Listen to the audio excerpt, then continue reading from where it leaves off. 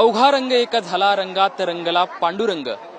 पांडुरंगाच्या भेटीची आस मनामध्ये घेऊन संत ज्ञानेश्वर महाराजांचा पालखी सोहळा पंढरपूरच्या दिशेने मार्गस्थ झालेला आहे. आज संत ज्ञानेश्वर महाराजांची पालखी जी आहे ती सासवड या ठिकाणी मुक्कामी आहे. आपण बघू शकतो अगदी भक्तिमय वातावरण जे आहे ते सासवडमध्ये या ठिकाणी पाहायला मिळत आहे.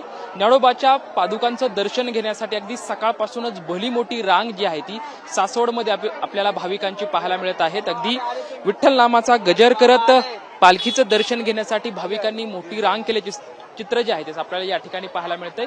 संत ज्ञानेश्वर महाराजांचा पुण्यामधून प्रस्थान झाल्याच्या नंतर अवघड आणि लांब टप्पा ज्या टप्प्याकडे पाहिलं जातं ते दिवे घाट, त्या दिवे घाटातून पालखी मार्गस्थ झाल्याच्या नंतर आता सासवड या ठिकाणी मुक्कामी आहे. काल रात्री आणि आज सासवड या ठिकाणी मुक्कामी असणार आहे. मात्र सध्या आपण बघू शकतो की भाविकांची एक मोठी रांग जी आहे ती या ठिकाणी पाहायला मिळते. अगदी मनोभावे ज्ञानोबाच्या पादुकाचं दर्शन व्हावं यासाठी ही भाविक एकटी रांगेमध्ये लागलेले आहेत. माऊली, खरं तर किती वेळेपासून तुम्ही दर्शन रांगेमध्ये? 6 वाजल्यापासून. 6 वाजल्यापासून अद्यापही खूप मोठी रांग दिसते. हो, जवळपास 3 तास झाला मी रांगेत उभा आहेत. आज बरीच मोठी रांग आहे, त्याच्यामुळे ज्ञानोबाच्या पादुकांचं दर्शन घेण्यात काय मागणं मागताय?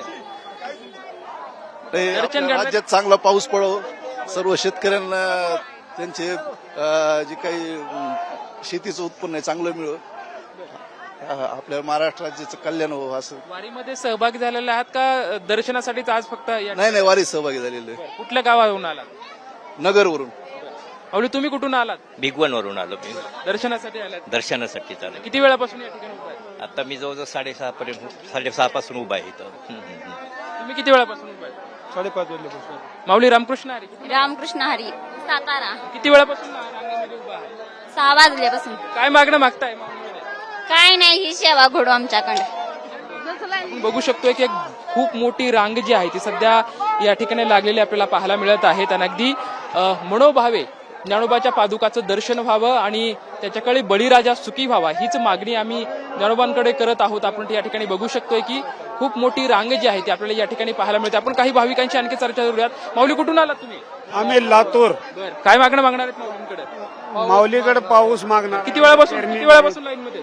1-2-4 तास झाले.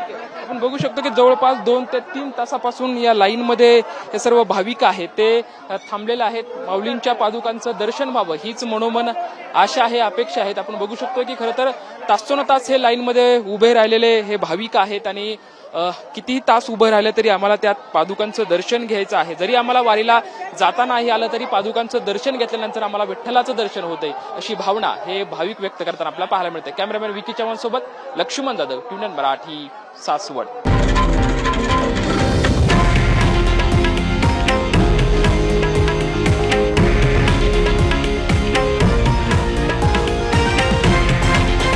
हे आहे देशातील नंबर 1 न्यूज नेटवर्क आणि आपण पाहत आहात TV9 मराठी, एकमेव.